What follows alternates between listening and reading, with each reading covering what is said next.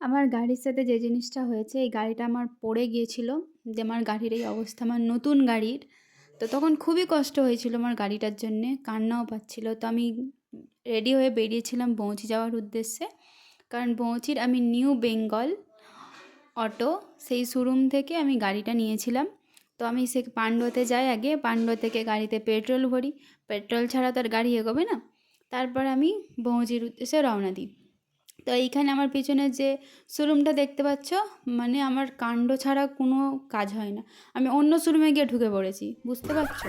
তারপরে ওখান থেকে বেরিয়ে আমি এই যে সিমলাগড়ে গেট পড়েছিল, আমরা গেটের সামনে দাঁড়াই। তারপরে গেট পার করে আমরা চলে যাই। কারণ বউচির মানে প্রপার বউচি থেকে কিছুটা আগে নিউ বেঙ্গল অটো, এটা সার্ভিস সেন্টারটা।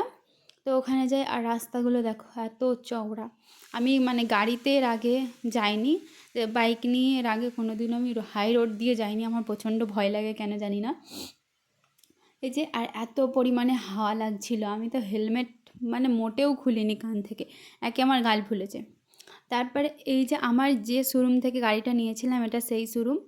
আমরা হাঁটতে হাঁটতে শোরুমের ভেতরে চলে যাই। আমার মাথার মধ্যে অনেক কনফিউশন ছিল যে কী বলবো, কী হবে না হবে, গাড়ি ঠিক হবে কি না। আর আমার একটা ফ্রি সার্ভিস বাকি ছিল। তো কিছু প্রবলেমের জন্য আমি আসতে পারছিলাম না। 3 মাস আগে করানোর কথা ছিল, আমি 3 মাস পরে এসে ফ্রি সার্ভিসটা নিয়েছি। বাট শোরুমের যারা আছে তাদের ব্যবহার খুবই সুন্দর, খুবই ভালো। তো আমি শোরুমের ভেতরে যাই। ওখানে গিয়ে আমাকে জিজ্ঞেস করে যে ভিডিও বানাচ্ছ? আমি বলছি হ্যাঁ। তো তারা মানে পারমিশন দেয় যে হ্যাঁ ঠিক আছে, গাড়ির সব ভিডিও নাও। এখানে দেখো মানে খুব সুন্দর সুন্দর গাড়ি ছিল, ছেলেদের মেয়েদের, যে বয়স্ক আছে তাদেরও গাড়ি ছিল। তারপরে আমি গাড়ির ভিডিওগুলো নিই। তারপরে পুরো শোরুমটাকে একটু ঘুরে ঘুরে দেখি। আর এই যে আমার গাড়ির মানে এই জায়গাগুলো সব ভেঙে গেছে, ফেটে গেছে, এরকম মানে কীরকম হয়েছিল, আমার গাড়িতে ছাগলে এসে একদম দিয়েছে।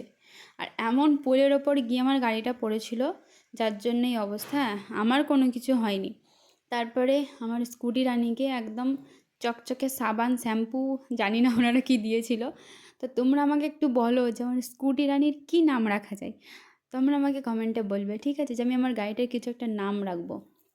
তারপরে আমার গাড়িটাকে পুরো সার্ভিস করে দেয় ওনারা খুব সুন্দরভাবে, সব কিছু, ব্রেক থেকে লাইট থেকে। আর গাড়িটা পড়ে যাওয়ার পর লাইটটা একদম যখন চালাচ্ছি না, আকাশ মানে লাইট উঠে যাচ্ছে, সামনেতেও যাচ্ছে বাট আকাশ দিকেও উঠে যাচ্ছে, এরকম অনেক রকমের সমস্যা হয়ে গেছিলো গাড়িটাতে পড়ার পর।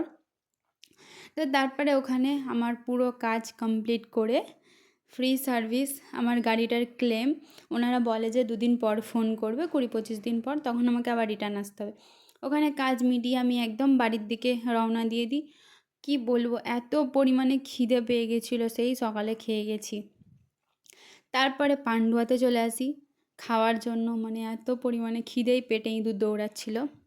হাঁটতে হাঁটতে আমরা যাই মানে রেস্টুরেন্টে, ওখানে গিয়ে বিরিয়ানি খাই। তারপরে আমি একটা স্প্রাইট কিনে নিই, কারণ বিরিয়ানির পর স্প্রাইটটা না খেলে ঠিকঠাক খাবারটা হজম হবে না, মনে হবে যেন পেটটা মানে ভারী ভারী হয়ে আছে।